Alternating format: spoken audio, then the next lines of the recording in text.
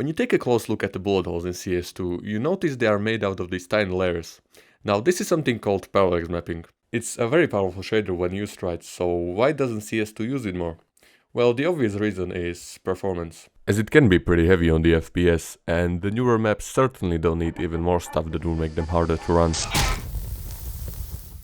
What the fuck? So let's see what kind of things you can do with bullet hole shader. A brick wall is a good place to start, as it showcases why a shader like this even exists.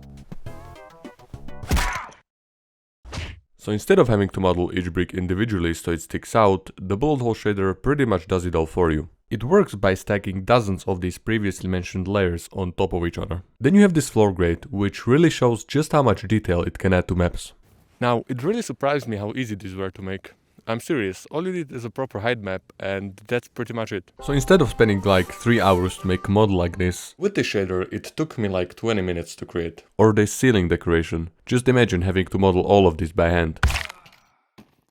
And then there's the grass. Inspired by GTA 5, where this grass uses a similar shader, I was finally able to recreate it in Counter-Strike. It creates a really nice grass effect, especially when you pair it with grass models on top. Some games also use it as texture for trees, but in here, since it uses decals, it's kinda hard to wrap the texture around the whole thing. It's doable, but it's hard.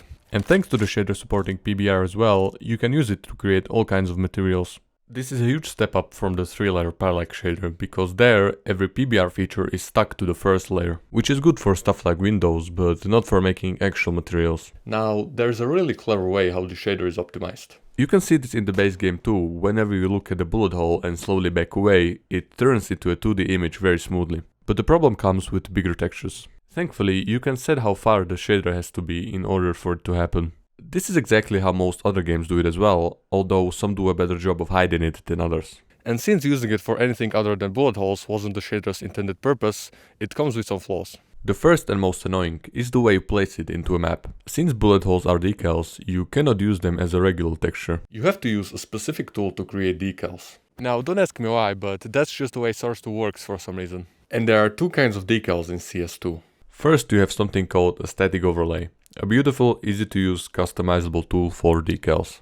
And then you have an absolute hell on earth. env_decal. This is the only tool that allows you to place the bullet hole shader in the map. Now this little fella can look innocent at first, but believe me when I say that he has a mind on his own. Let me explain. When you place some decals on the wall, some of them may randomly turn 90 degrees after you compile the map. You can of course counter this by rotating them 90 degrees before you compile the map, but it's still pretty annoying. The scale of the decals can also change after the map compiles, but this can easily be avoided by keeping the aspect ratio even on the decal. Another problem comes with tiling. Because the edges cut off abruptly, you need to cut them before the texture ends.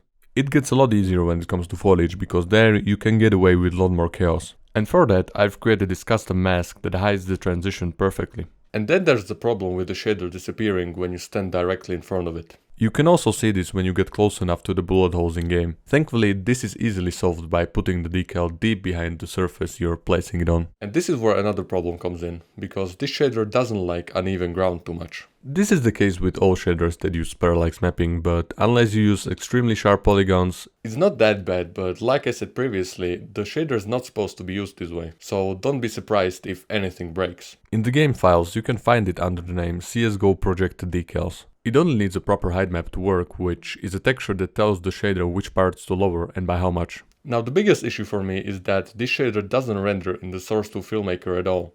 Which is quite annoying when you are trying to make a video about it. This is such a shame because I really like this shader despite all of its flaws. But I guess you can always put a normal texture behind it, so the map doesn't look weird when the shader doesn't render. What's interesting is that the parallax effect loads when you use it like a normal texture, but what doesn't load is the base material it's supposed to be working with. Which may indicate that they were planning on using it for normal textures as well, not just as bullet holes.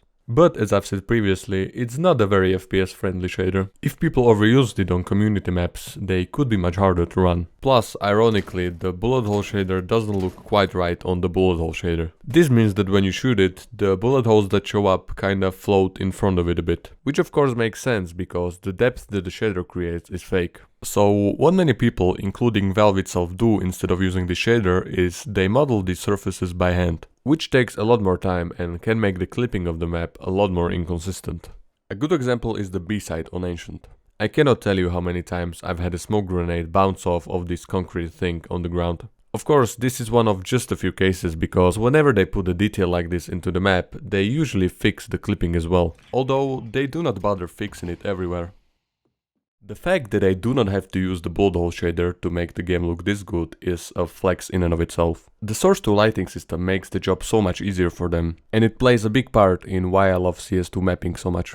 If you want to see the shader working in the game yourself, you can find my most recent map updated with all the shaders in the description below. But yeah, anyways, thank you for watching, and I guess I'll see ya.